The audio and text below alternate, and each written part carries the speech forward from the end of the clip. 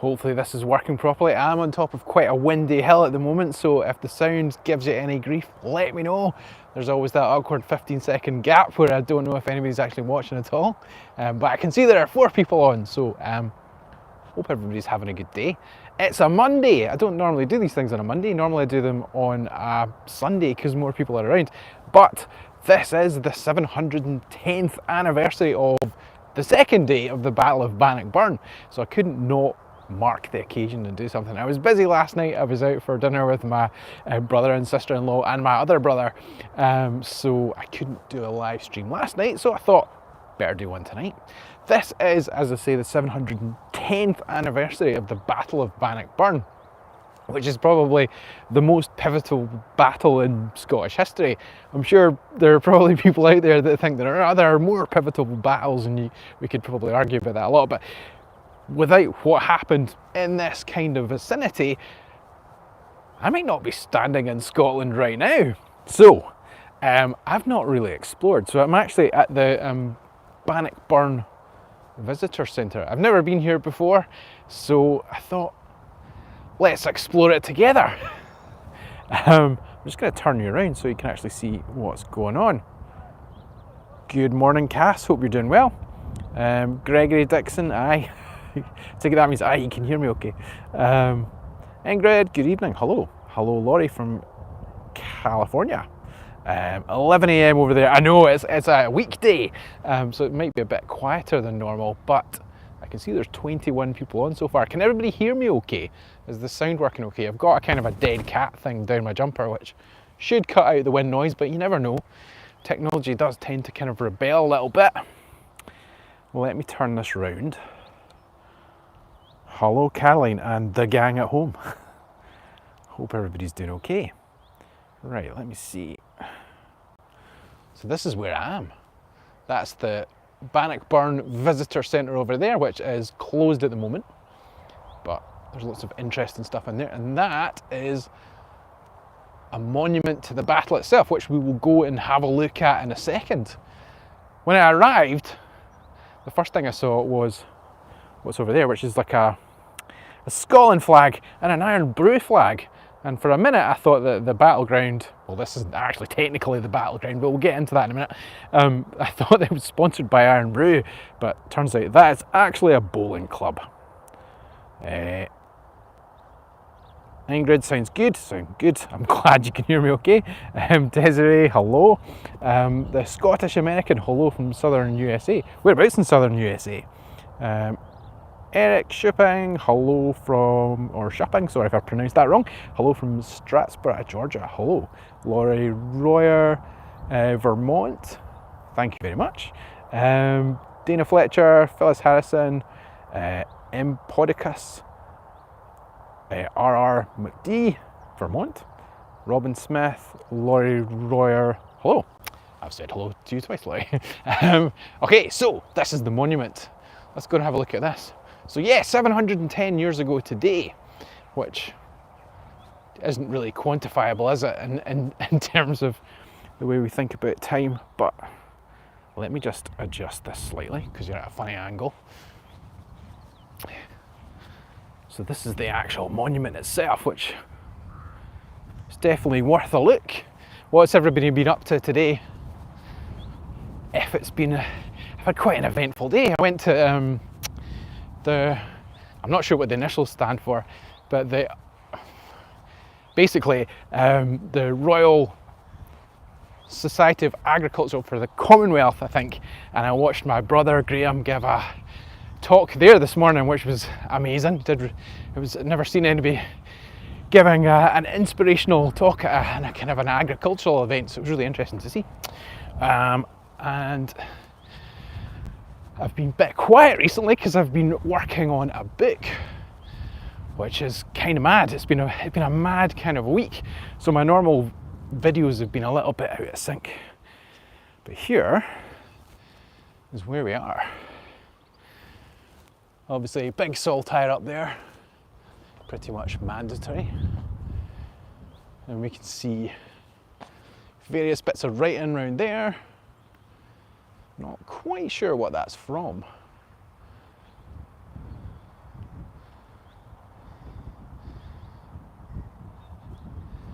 And then we've got a big monument over here, which says, "For God and St Andrew, Robert the Bruce, King of Scots, planted his standard near this spot when the Scottish patriots under his command vanquished the army of Edward II of England at the Battle of Bannockburn on the 24th of June 1314. And I think that's actually from the Declaration of Arbroath.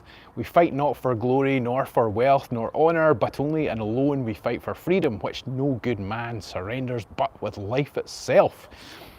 Which is, the Declaration of Arbroath is said to have inspired the Declaration of Independence.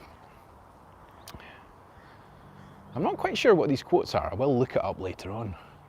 This is quite cool though. This is kind of red brick, I think.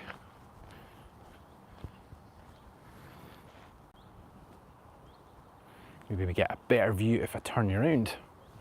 So yeah, this is where I am. Big fluttering flag, obviously. But yeah, 710 years ago today, it actually was a 2-day battle, which was pretty epic in terms of medieval battles. It was a pretty drawn out thing. And they think that this wasn't the actual, didn't tend to be this wasn't the kind of major battleground, but this was possibly where Robert the Bruce, as they say, planted his standard. What you can see over there is Stirling Castle, which was the point of the whole thing. Don't know if you've seen my video that I did about the Black Dinner, which was in Stirling Castle. Sorry about the shaky camera work here, it's zoomed in quite a lot, but that's Stirling Castle over there. And it sits right on top of a rock. It's a bit like Edinburgh Castle in that it sits on top of a big old rock. I'm not sure if that's volcanic or not. It may be like Edinburgh Castle where it's a crag and tail formation. But if you've never been into Stirling Castle, it really is quite something. Probably it's grander than Edinburgh Castle in a lot of ways, and the interiors are much kind of bigger and bolder for what you actually see. But over here is kind of the star of the show, the Bruce himself.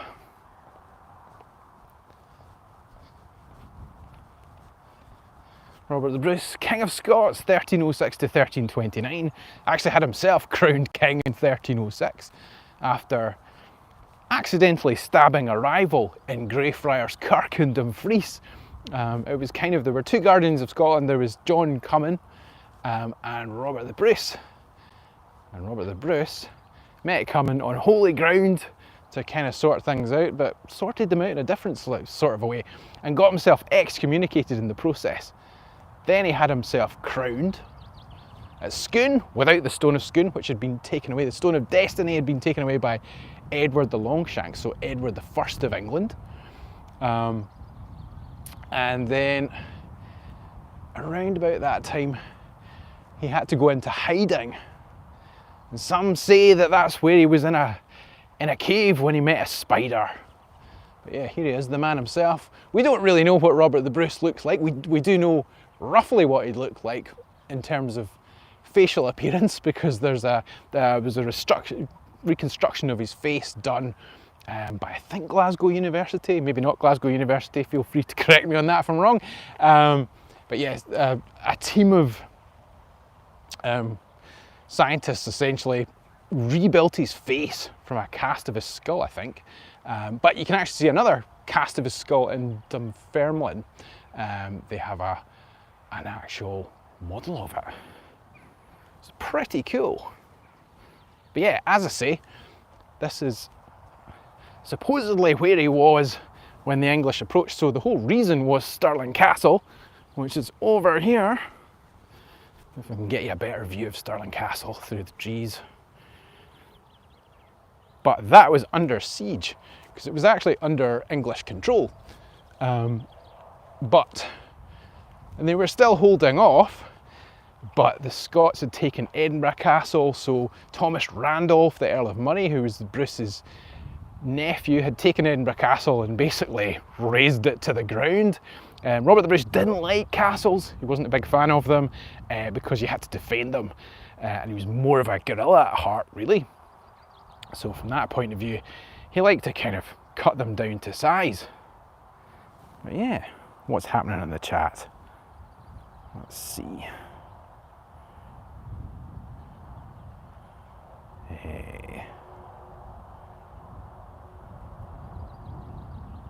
Hello from USA, Phyllis Harrison. Hello. Let's see. 50% Scottish. I'm only 75% Scottish. Robin from Missouri. Robin Smith. Yeah, so likewise, we're all a bit of a mixture these days. Hello from South Florida, Farah Caslove. Hello. Hello from Pennsylvania. You're still working, Philip Hassan. Yeah, it's bad timing, but could not come here today. Worth doing. Sacramento. Having a break from wood carving.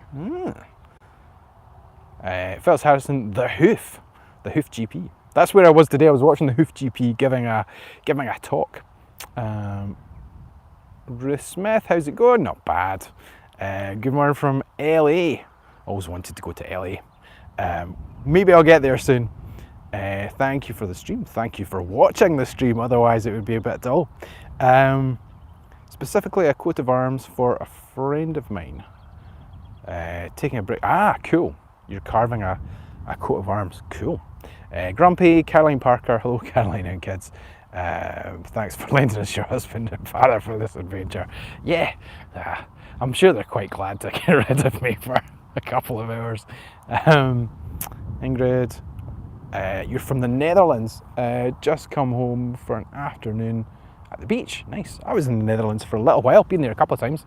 Caroline Parker, the monument looks a lot bigger than you expected. Yeah, it's a bit bigger than I expected as well, to be fair. We should probably go here sometime with the kids. I've never actually been here before. Taking a break from the book, yes. I've been a bit the videos haven't been as regular as I'd have liked.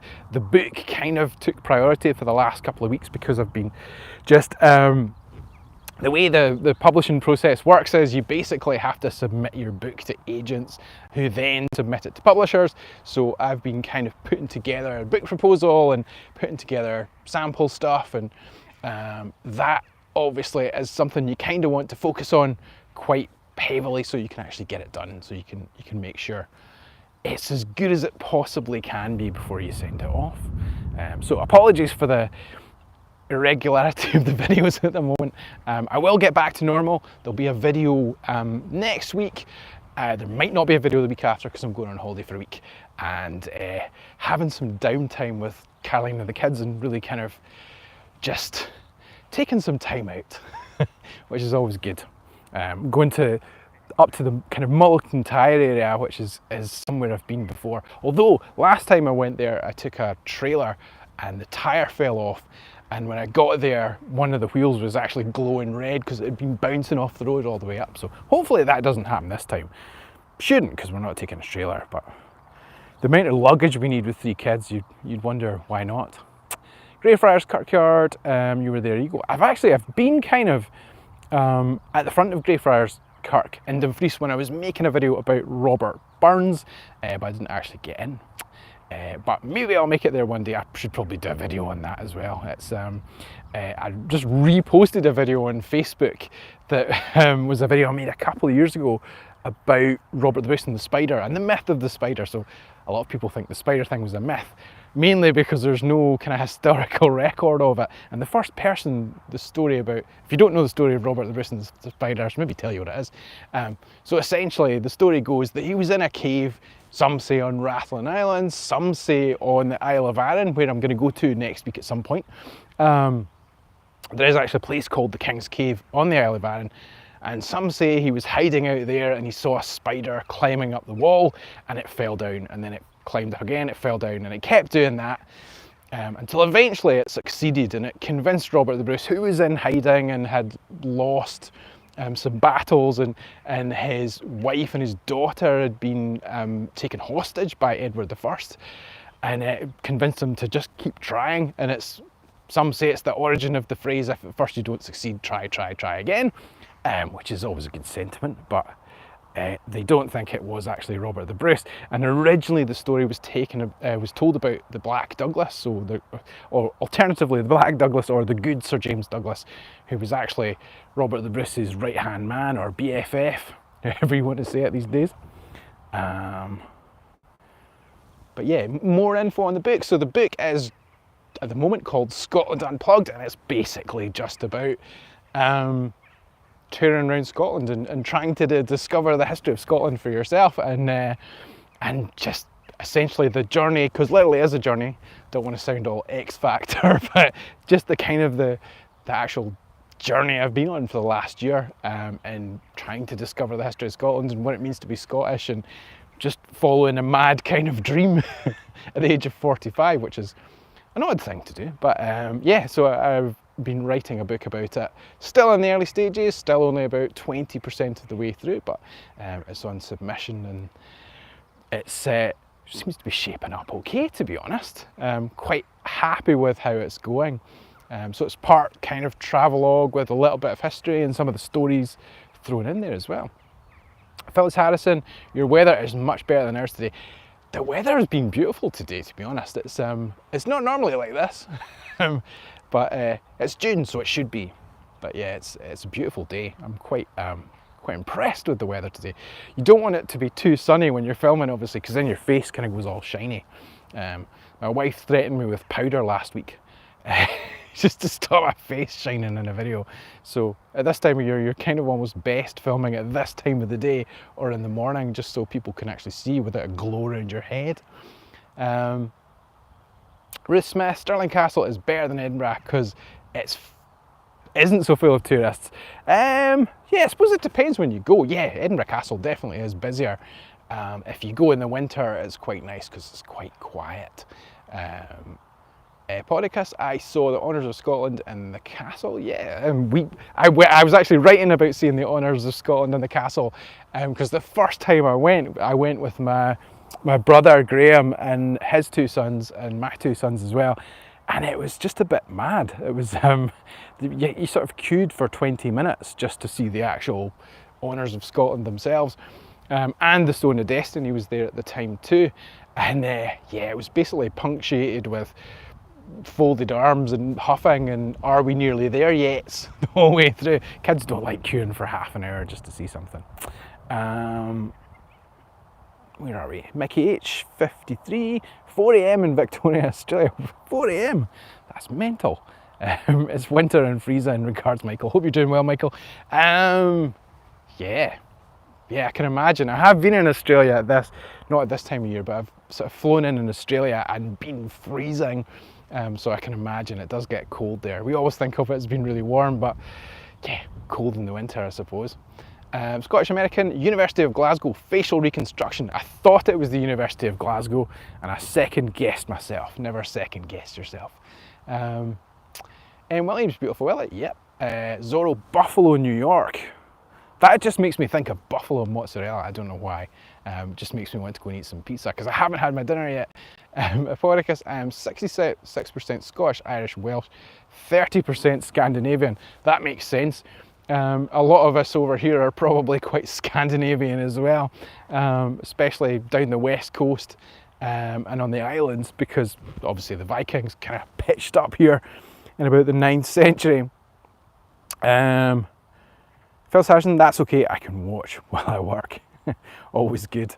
What's your favourite part of Scottish history? What's my favourite part of Scottish history? I don't know, I suppose the most interesting bit tends to be the actual Wars of Independence and just the deviousness of the whole thing. One of my favourite stories from the Wars of Independence is kind of in the lead up to this, and it's probably not true. And it's the Edward the Longshanks, or Edward the First. He was called Edward the Longshanks because he had long legs. He was the villain in Braveheart, played by Patrick McGowan pretty well. So Edward Longshanks, supposedly, his son Edward II was kind of ineffective and a bit useless, and compared to his dad, just wasn't the kind of, well, arguably he was the greatest military commander in Europe in his day, Edward the Longshanks. So his son was just the complete opposite, and There are various different kind of stories about him, but Longshanks supposedly said to Edward II that when he died, he wanted his body to be boiled so that the flesh was stripped from his bones, and he wanted those bones to be carried into battle against Robert the Bruce, the head of his army. But his son actually had him buried, well, he had him taken south to London, although his entrails and his brain and whatnot were buried somewhere in Cumbria or Cumberland, because they wouldn't travel very well in those days. But yeah, that's my favourite, just the actual sheer kind of bloody-mindedness of wanting your bones carried at the head of an army. It kind of appeals to my sense of humour. But yeah, probably that's my favourite bit of Scottish history, the Wars of Independence, because there's so many good stories. Are you okay with Graham? Are you okay with what Graham says about you in his book? Why, what does he say about me on his book? Does he say lots of mean things? I can imagine he probably would. Yeah, I'm sure it'll be fine. He couldn't be worse than what he actually says to my face, to be honest. You wouldn't want to sit around a dinner table with the Parker boys. We do kind of tend to rip each other to bits quite a lot. It's just the kind of sense of humour we have, which is, yeah, we're a bit ruthless. I think my mum despairs when we all kind of get together. Laurie from try to keep the direct sun out of your camera, lad. It will eventually hurt the sensor. Ah, okay, didn't know that. Looking forward to the books. Thanks very much. Is the book a guidebook? No, it's not a guidebook, and it's not really a history book. It's more kind of travel writing. So it's like, what's it like to go to these places? So I suppose the closest thing would be something like, and I shouldn't probably compare myself to him because the man's a living legend, but something like if Bill Bryson was to go on a tour of Scotland and tell you a bit of the history and what it's like to actually go to these places. That's kind of the idea. And it's a little bit autobiographical as well, and kind of what does it mean to be Scottish. Hopefully that's a decent sort of a description. But that's the kind of travel writing I like. There's a book I read called, or I'm reading at the moment, called McCarthy's Bar. It's about a guy called Pete McCarthy, who was a comedian, and he went to Ireland to kind of discover his why he always feels Irish. He's half Irish, or he was half Irish, but he grew up in England and he wanted to go and kind of look at his roots. And there's a thing, he says the 9th law of travelling is that you never pass a bar with your name on it, and where he was going there were a lot of McCarthy's bars, and that's why it's called McCarthy's Bar. But yeah, it's that kind of idea. How's the weather there? It is beautiful today, but very changeable. Why not the Isle of Man? Isle of Man, I don't know, why not the Isle of Man? Why not going to the Isle of Man? The Isle of Man is, I've never actually been there. It's very close to where I grew up, very close. I think maybe kind of 20 odd, maybe 30 miles from where I grew up. You can actually see it on a clear day from the farm I grew up on. There was a guy who actually jumped on a jet ski and rode out there during lockdown, which was a bit naughty because he wanted to go and see his girlfriend and promptly got arrested when he turned up. So it's that close. But I think they were quite worried that he was going to run out of fuel, or what could have happened. Weensy Spider, yep. Love from Austin, Texas, hello. Hello from North Central Wisconsin. His mother's family, Gordons of, yeah, there you go. Not from Hilton Head. Send the Scottish weather this way, yeah. No, we're keeping it. We need the Scottish weather. At the moment, we don't want the cold stuff. Since this is not a celebrated victory for Scotland, since this is a celebrated, no, it's not a celebrated holiday. I'm all for public holidays, but nah, it's not a public holiday. Here he is from another angle. But yeah, it's not. It's really just the kind of, because it's an even number that really pops, and you'll see quite a lot of people talking about it at the moment because it's 710 years. Obviously 10 years ago, 100 years ago, so it was a much bigger deal.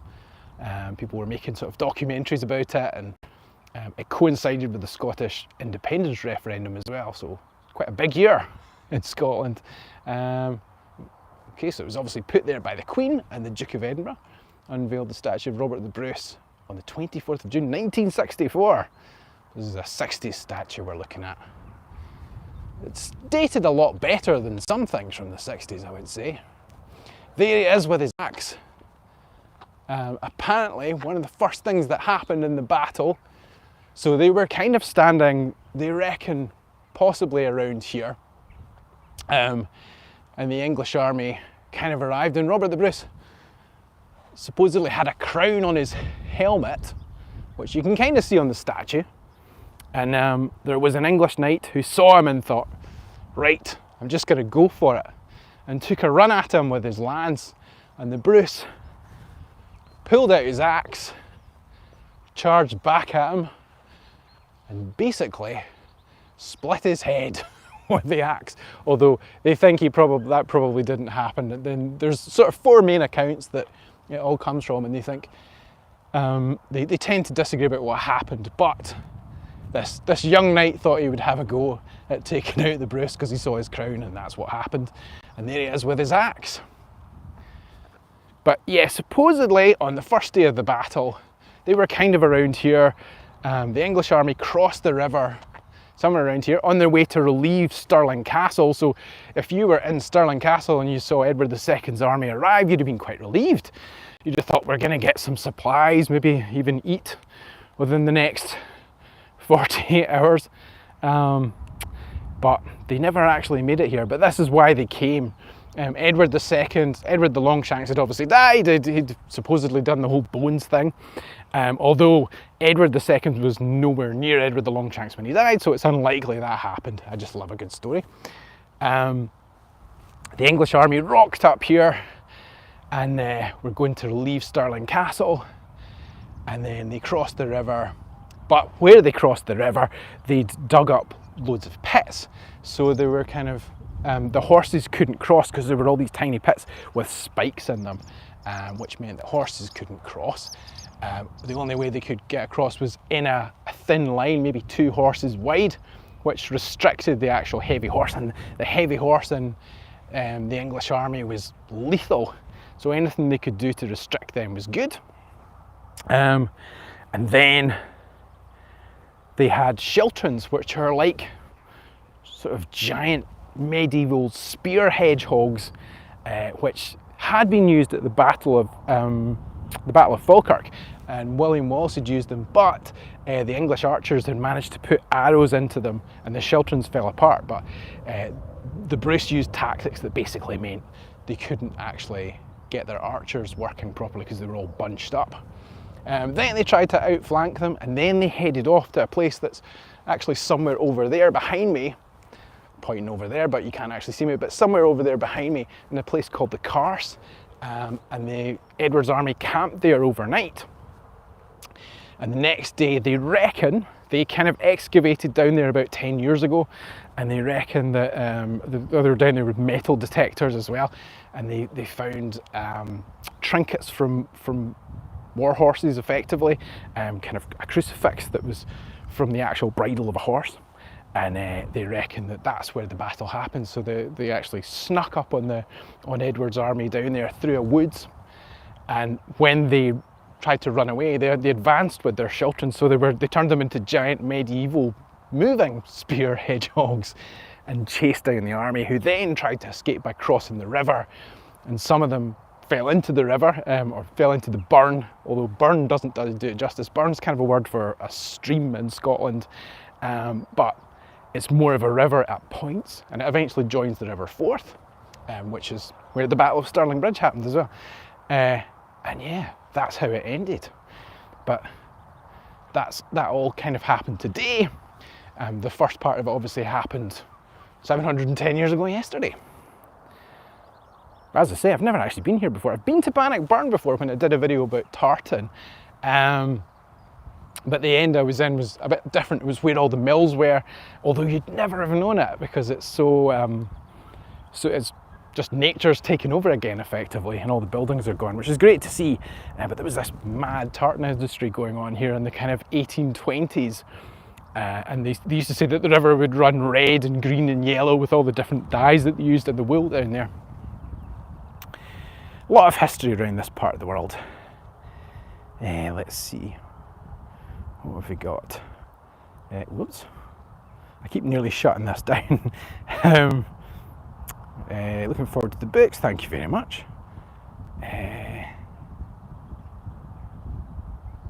Hello from North Central Wisconsin. Hello. Frasers and Alexanders. Hello. Greetings from beautiful Pacific Northwest. Yeah, my sister-in-law's from Pacific Northwest. Can you do a Fife accent? I'm not going to do that because I would probably offend the entire population of the kingdom. So I'll probably try not to do that. But my brother is actually married to a girl from Fife, a woman from Fife. So yeah, he could probably do a Fife accent. I don't know. Maybe we should get him on one day and practice accents. But yeah, he lives in Fife. He lives in Kirkcaldy, which is just kind of on the edge of the East Neuk. So I quite often wind up in the East Neuk doing videos. And it means that I can go and pester him to make me coffee and stuff, which is always good. Jim Burley, you're from Ayrshire originally, raised in Prestwick. I was there quite recently actually. A friend of mine's from Ayrshire and I quite often go walking down there. George McIntosh, you want to go here sometime? Definitely recommended. It's pretty cool actually, quite quiet. But yeah, it's a cool statue. I want to go exploring a bit further, but I can't figure out a way to do a live stream and drive at the same time. Although I suppose we could just put the phone on the thing and drive and then get down there. Grandma Laurie, brotherly love, absolutely. 90% British Isles descended from Robert the Bruce. Can you have your throne back, please? Yeah, I don't know. Well, the royal family would say they're descended from Robert the Bruce as well. They're all quite closely related. If you look at their bloodlines, it's quite crazy when you look at the actual kind of family trees and stuff and how they intersect. Christopher Fraser, hello from New Zealand. Hello. Need to get down to New Zealand one day. Hello from Oregon. Elaine Horn, hello. Isle of Skye, Trucker Boy. Isle of Skye, somewhere I'm going to go to soon, definitely. Jim Burley, we're all Jock Tamson's bairns. After it's true. That's the thing they we say in Scotland. If you've never heard it before, we're all Jock Tamson's bairns. It basically means we're all the same, which is a nice sentiment, I think. And it's kind of true in Scotland. It's quite. Everyone's kind of equal, I would say. Hello from South Carolina. April Wright, love your accent. Not everyone does. I think I've got quite an annoying accent, but I think you always kind of hate your own voice, don't you? Grumpy, I'd love to be the little mouse in the corner when the Parker boys are sitting at table together. I think Mum Parker has good boys, even if they tease each other from time to time. Oh, my sisters are just as bad, to be fair. They probably get it worse, I suppose. I don't know actually. They can give it as well as they get.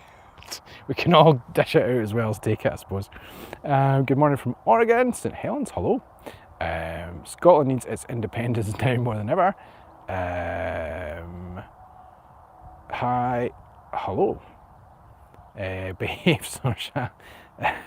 Oh, it's all getting political in the comments. It must be around 7:30 there. Yeah, it's 7:30 p.m. here. I grew up outside of Stirling. Cool. Whoops. A lot of comments going on here. I'm trying to keep up. Nicholas can't afford to. How does okay. Political stuff. We'll steer clear of that. The divisive stuff.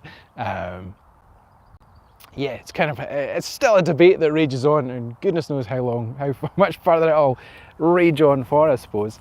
But yeah, it's always an interesting one. It's never dull, politics in Scotland, definitely. Gregor McIntosh, Grandpa Laurie, on that gap between those two hills. Yeah, the gap between the two trees, two sets of trees, is where the castle is. But it's quite difficult to actually see without shaking the camera because it's so far zoomed in. Anyway, I am going to disappear shortly just because have to kind of get home and get my dinner at some point today.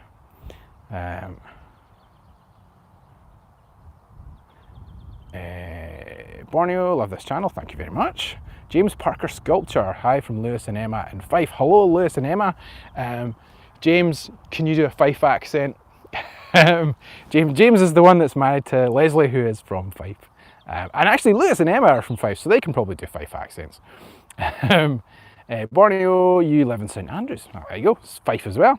Darren, long live the Union from 1707. Joyce Fuller, hi from Lafayette. Yeah. How do you do deep rest? Do you do deep research, or do you just know the history? I know. I wish I did know the history that well, but no, you have to obviously. I'll start out thinking I know a story, and then I'll go and research it, and I'll discover that I don't really know the story, and then I'll dig a bit deeper, and then I'll find out the story's more complicated than I first thought it was, and then it was when I first read up on it, and then I start tearing my hair out, basically. The research is always the bit where you that's where you kind of grit your teeth and tear your hair a bit, especially if you're doing it for a book as well, where it's, you have to be much more thorough. Not that I'm not thorough when I'm making videos, but I do make the odd occasional mistake, which I will always fess up to on live streams. But yeah, you have to do the research. I wish I knew all this stuff, but I don't know as much as I should.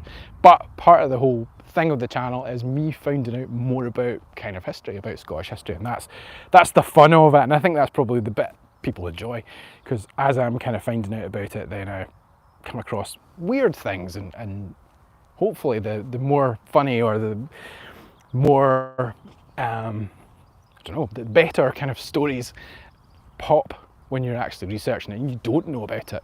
So it's my kind of reaction to the story as well as your reaction to the story, I suppose. And that's what makes it fun for me. Hello from Boston, Massachusetts. Hello. Glam, you knew about it because Bob had just had his video. Heartbreaking. I don't know what we're talking about. Hello. James's art. Williams, that would be awesome. My grandma's a Grant, and fourth grandpa was a Bruce. Yeah, cool. Love the Isle of Skye. Yeah, Isle of Skye seems to be amazing. I've never heard anybody come back from the Isle of Skye saying they didn't like it. It sounds like an amazing place. Looks like an amazing place. Darren, the Highlands are awesome. The Highlands are awesome. It's being from the Lowlands myself, every time I go there I'm kind of struck by, you sort of go up to the northeast. If you're going around the north coast 500, always do it anti-clockwise, because the scenery really hits as you head towards as you head west into the Highlands. But yeah, the Highlands are insane. It's like two different continents. Well, literally it's two different continents that kind of smashed together, and well, slowly smashed together and pushed up the Highlands, which is the result you see, I suppose.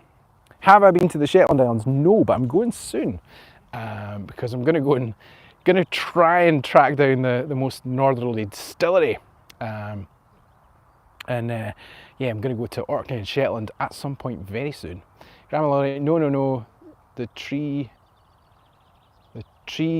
oh yeah, okay, I see what you mean, yeah, the tree that was cut down. So actually that tree, you're talking about the Sycamore Gap tree. So the Sycamore Gap tree, I think it's sprouting new branches or new trees somewhere, so I'm guessing that will actually get replanted at some point. But yeah, tragic. I just happened to be there by chance, and I didn't know anything about it. It was my wife that told me about it, so Caroline said you should go there, and it was about 7 o'clock at night when I actually filmed it, and the light was dying, and I sort of was slightly worried that I was going to lose a drone because I was running out of battery. I'm always slightly worried that I was going to lose a drone because I'm always slightly running out of battery. But yeah, the light was properly fading, and I had about maybe sort of 10 minutes to get that shot. I'm so glad I did. And it wound up on Swiss TV. So yeah, I'm glad I saw it when I could. Robert Smith, Desiree, my grandma's family came from Shetland, Westborough. Aloha from the Big Island. Hello. Yeah, Gregor McDiller, Sycamore Gap. Sorry, I totally missed that. Phyllis Harrison, talented family. The other two are definitely talented. I just waffle. But thank you. Jim Burlow, have you ever been up to Musa Broch? No, but that looks really interesting. I think I've seen that online. So definitely somewhere to check out when I go up north again. Some pretty landscape, yeah. Hello, Milledgeville, Georgia. Descendant of Robert the Bruce. Rhonda Kibblinger. Hello from disturbingly hot and humid Missouri. I don't envy people in Florida. This is kind of a nice temperature right now. I think it's about kind of maybe 16 degrees or something like that, and I'm comfortably wearing a jumper. I should probably lose the jumper when I get back to the car and put the air conditioning on, but it's about right. Oh, is this in Scotland? Shout out to Clan Stewart. Hello, Clan Stewart. Yeah, gorgeous day here. It is in Scotland. It's amazing. If you didn't do it already, you should show them the way, or says around the top of the circular. You show them, oh, what it says around the top of the circular monument behind you. Let's do that before we go.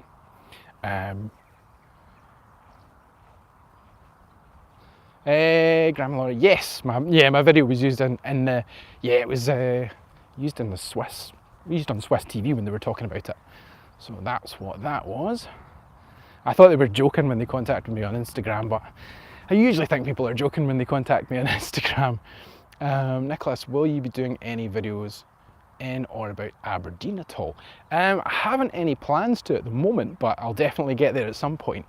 It's just finding the right kind of story to tell, I think, because I've got so many at the moment that I've got to do. So from that point of view, as soon as I find a story that leads me to Aberdeen, I was through Aberdeen fairly recently, making another video about something else, but I actually have a few relatives up there.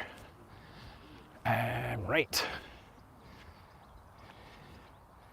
Let's see what it says up here.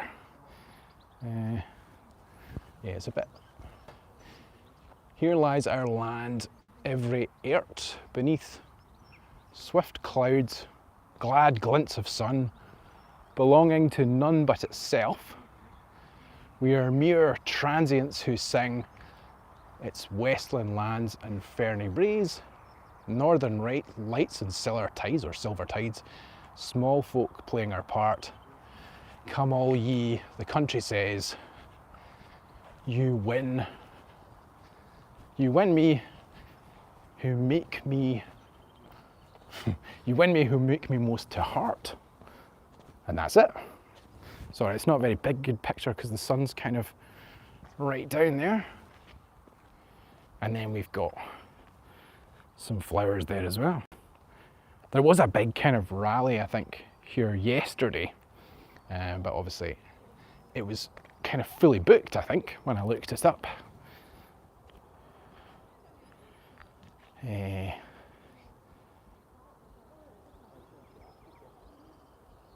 100 degrees Fahrenheit there.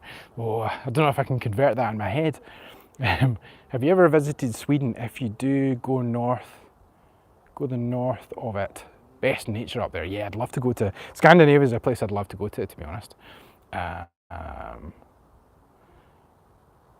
Your lives are so early in Australia. I know, I'm sorry. I should get up and do a really early one here, and that way I can be really kind of, well, I don't know, maybe kind of late in Australia, but still actually working from that point of view. Shenanigans here too yesterday. Julia Windsor. What was happening? Okay, yeah, at Shenanigans. I thought you meant there were shenanigans wherever you were. My wife and I were just in the Lake of the Ozarks in April. Glad to have missed the heat, yeah, totally. I'd always rather be slightly too cold than slightly too hot. Yeah, it's a pretty cool tribute. The Northern Lights of Old Aberdeen, yeah. There's this sort of little village in Aberdeen, isn't there, that's kind of like a fishing village that's very kind of, hasn't changed much over the years. I think it's called Fitty or something like that. That's maybe worth doing a video on.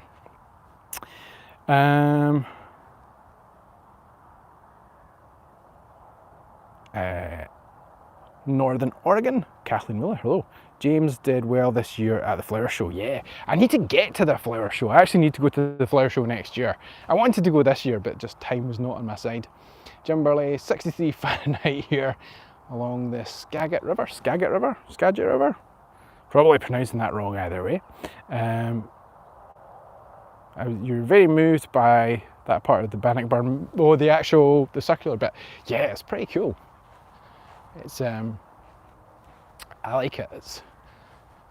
I like the fact you can see. It doesn't really do it on justice when it's on a camera. You can't actually see the red of the brick. It maybe looks a bit grey, which isn't really so much, but yeah, it's pretty cool. And you've obviously got boards and things over here that tell you a little bit of the history of it. You've got a visitor centre over here, which is, I think you can try on different kind of medieval gear as well. There you go, view from the Scottish Pant. Yeah, this is obviously a good viewpoint, so if you're looking for an army to arrive, it's probably a pretty good place to do it. Sorry, my gimbal's objecting there. Right, I am going to disappear in a minute. Check out the Scotland, the What sketch on the Bruce and the Spider. Flower show reminds me of the Ruth Smith. I will check that out. Nearly 30 in London, Darren. I'm slightly jealous. Although, I don't know what I'm saying. 30 degrees sounds too hot to me. It's too humid in this country for 30 degrees. Flower show reminds me of them as kids, taking part in them at school. Yeah, we used to have things like that back home as well, I think. Phyllis Harrison, you can see the red. Good. That's good. It's good to be able to see that actual kind of detail in it. Right, I'm going to head off. Hopefully that made a bit of sense in terms of what actually happened on the day. I'm always prone to waffling when it comes to lives, but I wanted to kind of come here and have a look at it and show you around a bit. Hopefully I captured enough of it in the live. As always, thanks very much for coming along and turning up on the live. Without anybody actually on these feeds, it would be a bit dull and I'd be sort of talking to myself quite a lot. Thank you for watching the videos as always and for commenting on the videos. I do read all the comments. Don't always have time to reply to every comment, but I will where I can.